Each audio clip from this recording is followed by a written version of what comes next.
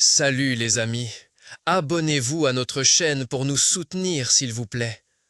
Imaginez, deux cœurs brisés unis dans une ville qui ne dort jamais. C'était une froide soirée d'hiver berlinoise. Les lumières de la ville se reflétaient sur l'asphalte mouillé. Moi, un jeune homme fraîchement sorti d'une longue relation, plein de doutes et avec le sentiment lancinant de ne plus jamais pouvoir aimer. Lui, un artiste aux yeux mélancoliques et un passé qu'il cachait derrière un sourire cynique. Nos chemins se sont croisés dans un petit bar enfumé de Prenzlauer Berg, où l'air sentait la bière bon marché et les rêves envolés. Je l'ai vu assis à une table, un carnet de croquis devant lui, les doigts couverts de taches de peinture. Il semblait perdu dans son propre monde, et pourtant il m'attirait comme un aimant. Je me suis assise à côté de lui, un timide « Allô » franchissant mes lèvres. Il leva les yeux, un bref sourire effleura son visage, et à cet instant, je sus que ma vie allait changer.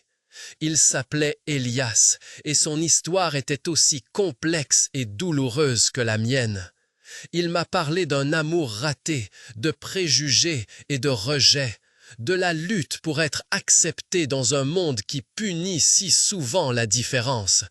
J'écoutais, comprenant chaque mot, chaque nuance de sa tristesse, car j'avais vécu des expériences similaires.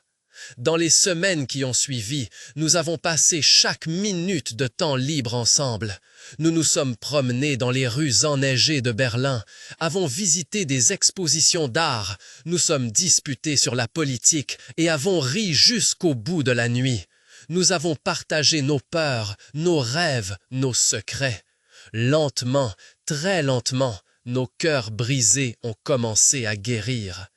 Elias m'a montré qu'il est normal d'être vulnérable, que la force ne signifie pas ne pas montrer de faiblesse, mais l'accepter et la surmonter.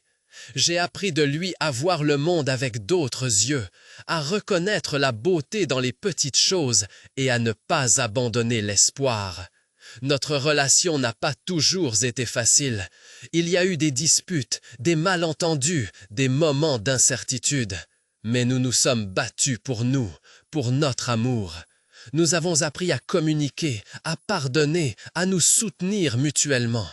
Nous avons bâti un fondement de confiance, de respect et d'affection profonde. Je me souviens d'une soirée où nous étions assis au bord de la Spree, les lumières de la ville se reflétant dans l'eau. Elias a pris ma main et a dit « Je n'ai jamais cru que je trouverais quelqu'un comme toi. » Quelqu'un qui me comprend, qui m'aime tel que je suis. À ce moment-là, j'ai su que j'étais au bon endroit, avec la bonne personne. J'avais trouvé mon chez-moi. Notre histoire est une parmi tant d'autres.